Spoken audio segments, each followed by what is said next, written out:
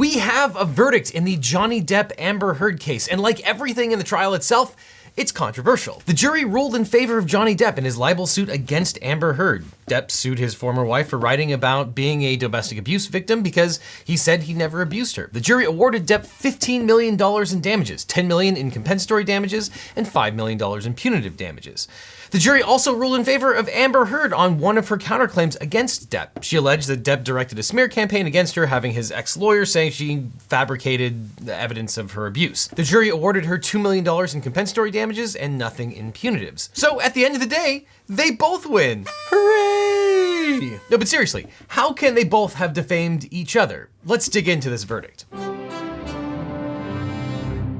Now, first of all, and I hate that I have to say this, no one is going to jail. This is a civil case, and no one is guilty. People are liable in a civil case. They are not guilty or not guilty, despite what some putative law professor has said. This is a civil trial.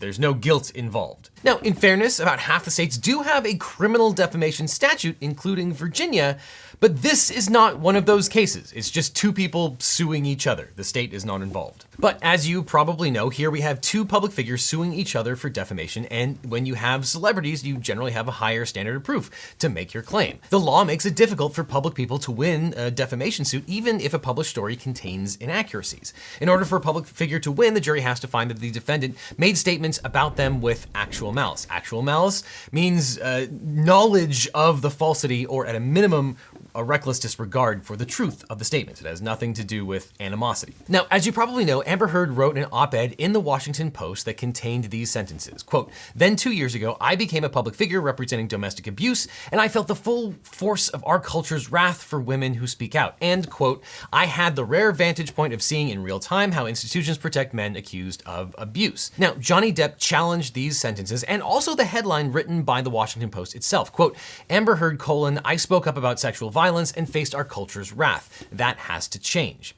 Depp sued Heard, alleging these sentences were defamatory.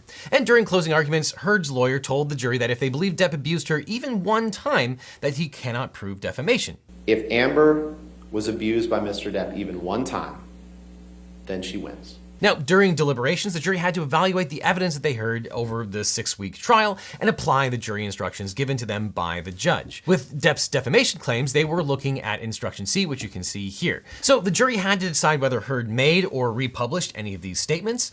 These were false statements, whether they harmed his reputation, and whether Amber Heard acted with actual malice. They answered yes. Yes, she said or republished these words. Yes, they were false, and yes, they hurt his reputation. The jury likely decided everything that Amber Heard said about abuse was false and that she did it with reckless disregard for the truth. And as a result, Johnny Depp sustained about $15 million in damages, $10 million in compensatory damages, which is meant to compensate him for the damage that he actually suffered, as well as $5 million in punitives, that is to punish Amber Heard for her statements. Now, the judge cut the punitives down to $350,000, bringing the total to $10.35 million. Now, those are obviously large numbers, but it kind of makes sense in the context of Johnny Depp. He is a famous movie star, and he alleges, probably truthfully, that these allegations have really hurt his career and hurt his ability to make millions and millions of dollars. So it's entirely possible that he lost $10 million as a result of the statements that Amber Heard made against him. And given the general nature of Heard's statements, the fact that the jury found in Depp's favor probably means that the jury likely didn't believe any of Heard's substantive claims of abuse. Now, some have argued that Heard got a raw deal because her column did not mention Depp by name. But Depp successfully argued that it was an example of what's called defamation by implication, because parts of the column referred to the allegations of abuse that she made against him following their breakup in 2016. And it's probably fair to say that the general public knew about Heard's connection to Depp, and that they would have assumed that the allegations made in the op-ed referred to Depp because of that connection, and that she was directing those statements at Johnny Depp. And there's plenty of law on this. This is not unusual for a defamation by implication case. And that takes us to Amber Heard's counterclaims. You'd think that if Heard defamed Depp, then they would dismiss Heard's claims, and that would be the end of the story. But what fun would that be? As you know, the jury also found that Depp defamed Heard, but it looks like that relates to a statement only tangentially related to the main abuse statements. Now, after Depp sued Heard in 2021, she filed a counterclaim against him. She said that Depp directed his ex-lawyer, Adam Waldman to make defamatory statements about her, including these three. Statement A, quote, Amber Heard and her friends in the media used fake sexual violence allegations as both a sword and a shield depending on their needs. They have selected some of her sexual violence hoax facts as a sword, inflicting them on the public and Mr. Depp. Statement B, quote, quite simply, this was an ambush, a hoax. They set Mr. Depp up by calling the cops, but the first step didn't do the trick. The officers came to the penthouses, thoroughly searched and interviewed, and left after seeing no damage to face or property. So Amber and her friends spilled a little wine and roughed up the place, got their stories straight under the direction of a lawyer and publicist, and then placed a second call to 911. Statement C, quote, we have reached the beginning of the end of Miss Heard's abuse hoax against Mr. Depp. And the jury reviewed the evidence and, with respect to at least one of these statements, believed that that was the case. Specifically, they decided that statement B, the long paragraph about a specific incident, was false. The main facts about that incident were relayed to the jury by Heard and her friends, the very same people that the jury found had completely made up things in order to hurt Depp. Now, we'll need to hear from the jury to understand exactly what they were thinking, but we can presume that the jury reviewed the evidence and concluded that Amber Heard and her friends didn't orchestrate an abuse hoax on that occasion. Maybe they didn't spill wine or rough up the place. They didn't work with a lawyer or publicist. They might not have gotten their stories straight. If this is what the jury meant, then they could be claiming that the underlying incident is still based on a lie, but that Heard orchestrated the lie in a different way, or that she was lying about other things and not this thing. But at the end of the day, the jury awarded $2 million to Heard for this particular falsity. These same jurors probably found that she acted with actual malice in concocting a hoax that included fake bruises and fake tears and fake claims, and thus statements A and C were therefore not defamatory, only statement B, which referred to a very specific tangential incident. So both Depp and Heard were awarded compensatory damages. These are things that are meant to compensate a plaintiff to be in the same position that they would be if they weren't injured.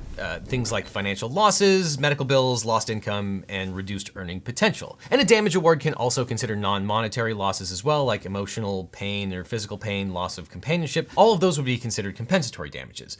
But Johnny Depp was awarded punitive damages as well, which are designed to warn others and punish this particular defendant. They are assessed when a jury wants to punish someone who acted totally outside the bounds of appropriate conduct.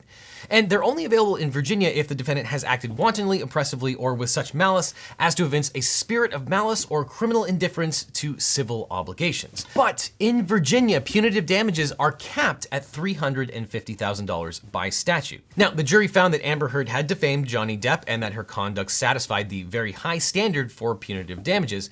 Now, they awarded him a lot of money, $5 million in punitive damages, but the judge reduced that damages award to $350,000 as required by statute. Now, the jury wouldn't have known that going into deliberations. That's to make sure that they don't shift all of the punitive damages into the compensatory damages award.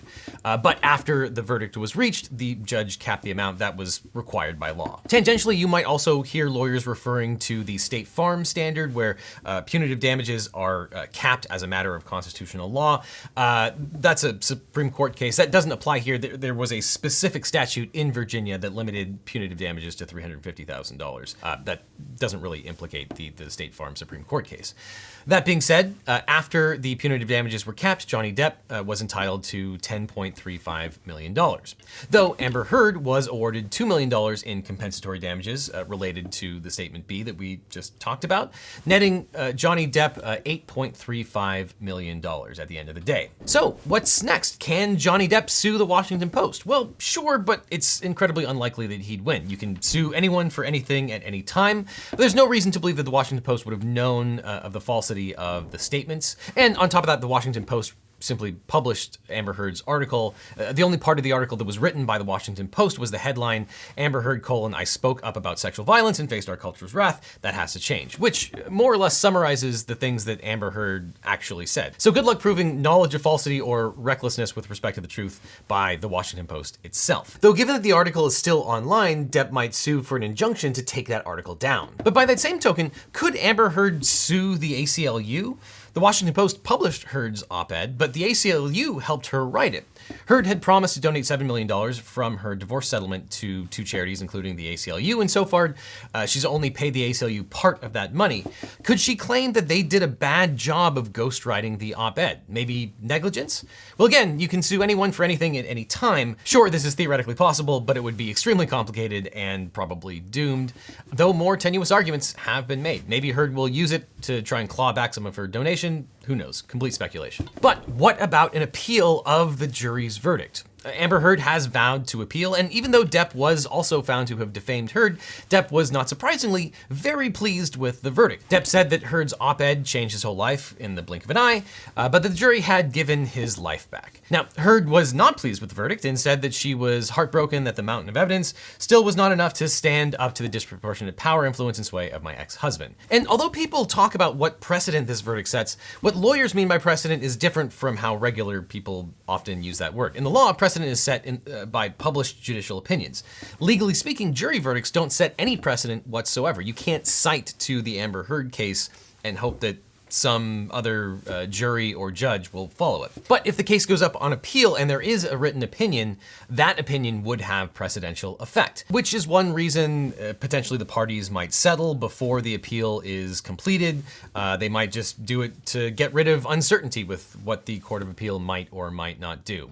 But no doubt, when this case goes up on appeal, you should read about it in today's sponsor, Morning Brew, because that's my favorite way to catch up with pop culture and the news. I've actually been subscribed to Morning Brew for forever. It's one of my absolute favorite newsletters, and I'm thrilled to tell you why.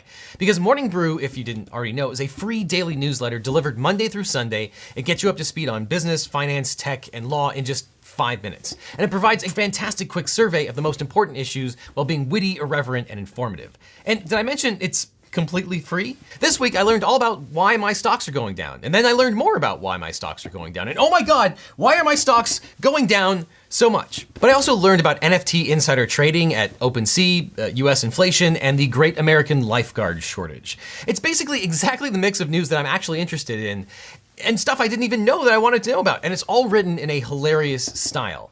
Morning Brew is one of the few emails that I actually open every day. So Legal Eagles, this one is a complete no-brainer. Morning Brew is completely free and it takes less than 15 seconds to subscribe.